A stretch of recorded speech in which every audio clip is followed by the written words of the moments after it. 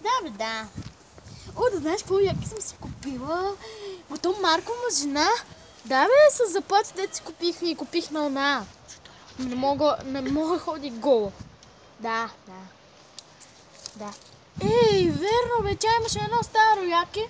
Да, съседите ни го дадоха. Чакай. Дай си якито.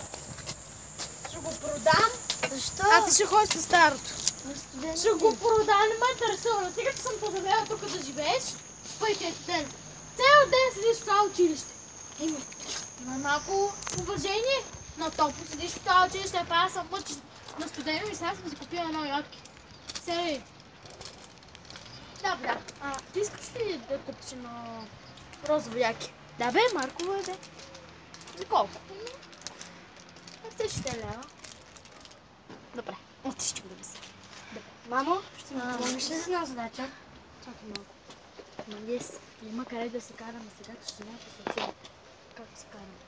Седни и си напиши домашното. Какво е това, ама? Бележник? Че не съм ти виждала давно те. Двойка по-руски!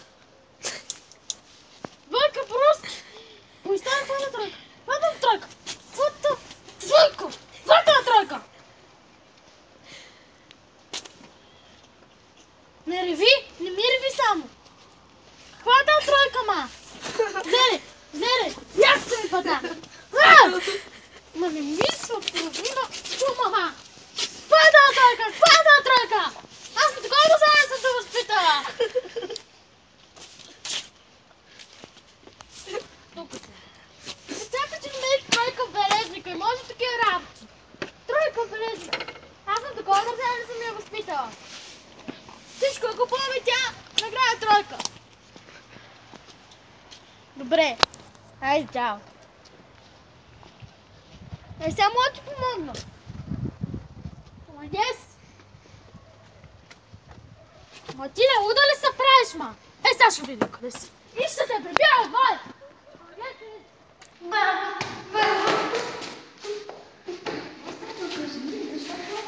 Знаеш какво се случи вкъщи? Мама ме увика, че можа да реша една задача и ме удари. Аз ще ми се направя. Ти не дай да. Добре. Айде. Какво правиш? Нищо, гледам си едно специалница тук. Искаш ли нещо за ядене, да ти пусна? Не, няма нужда.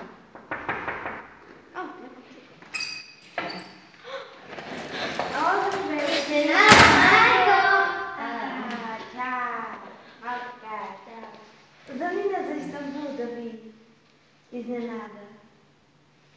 Но ние искахме да изненадаме и дойдохме тук. Да. Коли са тези? Това да магес ли е? Коли са ви? Ние сме лелите ти. О, не, само не разбирам. От магес. Ти си Сана, а ти си Зе. Да. Какво правите? Ние дойдохме тук на гости малко. Да, тя малко като баба учените да ви посреща вас. Да. Да. Малко.